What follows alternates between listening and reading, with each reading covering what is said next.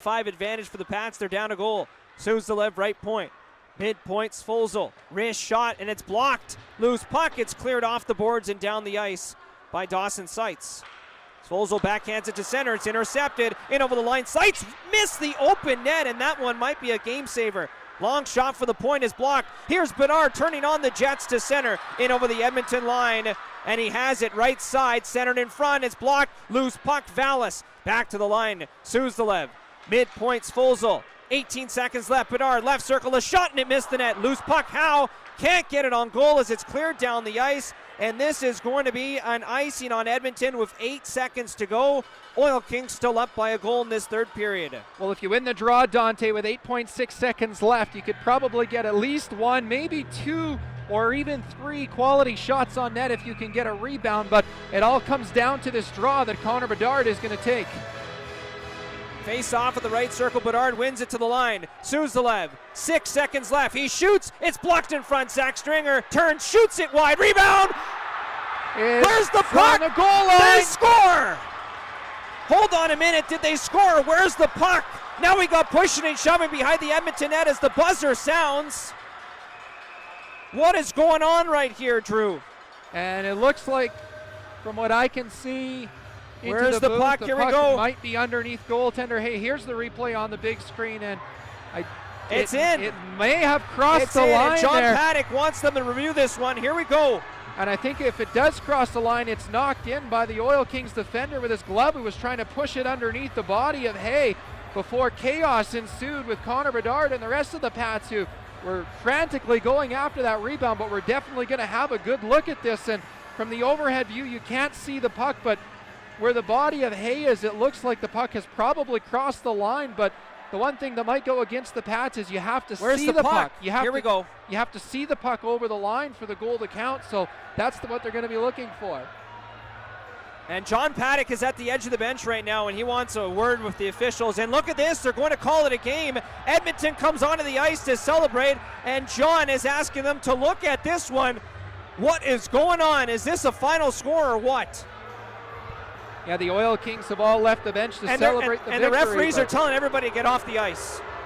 Wow. Yeah, the Pats definitely have a valid argument here. I think they need to look at that, because you can see where the body of Hay is. He's pushed into the net, and the puck is more than likely underneath him. At least have a second look at it, or at least have a discussion, I think, especially when it's a potential game-tying goal. And the Oil Kings are leaving the ice, but the Pats are all still on the bench, and John Paddock is down there as well, looking for an explanation. Fans are not happy either. They are giving it to the referees down beneath us, and look at John Paddock. Yeah, the fans aren't leaving either. I think they want to have a second look at that as well, and I'm surprised that they're not going to at least review it, because it looks like it's probably over the goal line. Like I said, it's a potential game-tying goal. At least have a second or third look at it before you make a final call. Well, John Paddock is the only coach left on the bench. Ken Schneider and Brad Haroff have already made their way down the tunnel. We're getting a second look at it as well. And, you know, the one thing is you can't see the puck, but because goaltender Hayes slides over the line, it's probably underneath him and in the back of the net. But you do have to see the puck cross the line, and at least from the overhead replay, we can't see it.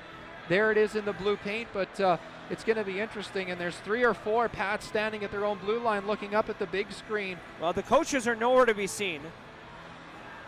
I wonder if they've gone back to look at it themselves.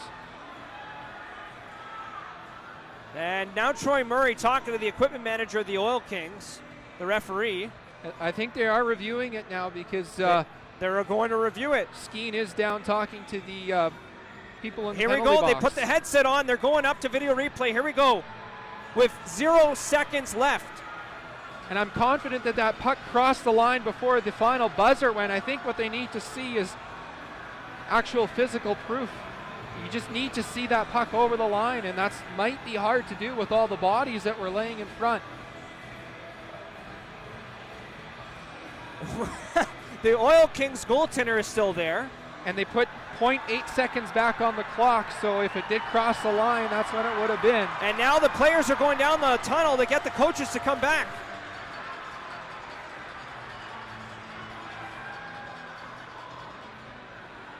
So now the Oil Kings have to come back onto the ice. There's a camera in the. Look at this. They're running back. We got camera footage underneath the tunnel area.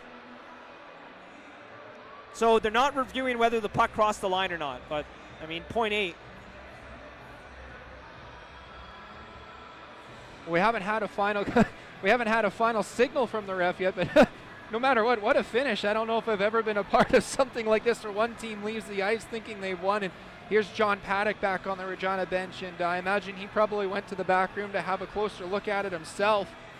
But it's definitely going to be a lengthy review, and they're still looking at it, so game's not quite over yet. Troy Murray has the headset on. It's off now. I've gotten a few text messages from guys around. Guys are actually having to put their jerseys back on.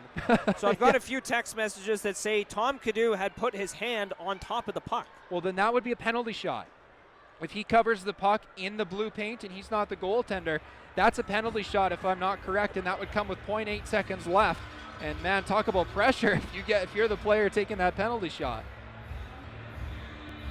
All right, so now the referees are talking to both veterans, and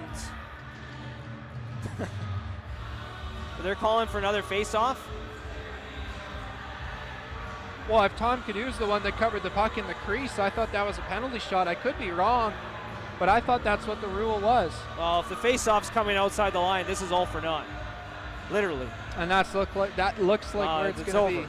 So, yeah, with 0.8 seconds left, it's Pats are going to fall to Edmonton 3-2. chance. And nobody's going over to take the face-off just yet. And now John's saying, go over. Take the draw. Let's get out of here. Yeah, and you can hear the fans not happy once again, and they voiced their opinion all night long.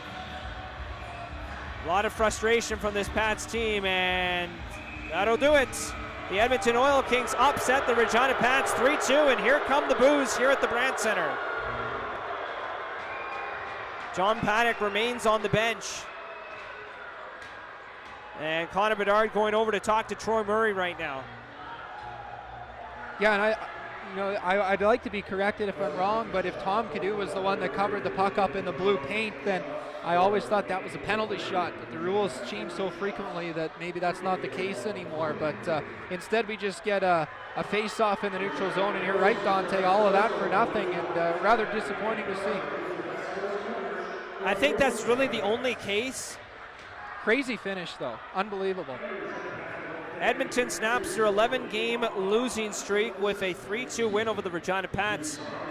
Meanwhile, the Pats have now lost their second consecutive game, and hey, you know what? I'll call a spade a spade. There's no question that this was a must-win game. This was a game that the Pats needed to win if they wanted to catch Lethbridge for fifth, but they're going to have to just forget about this one and focus on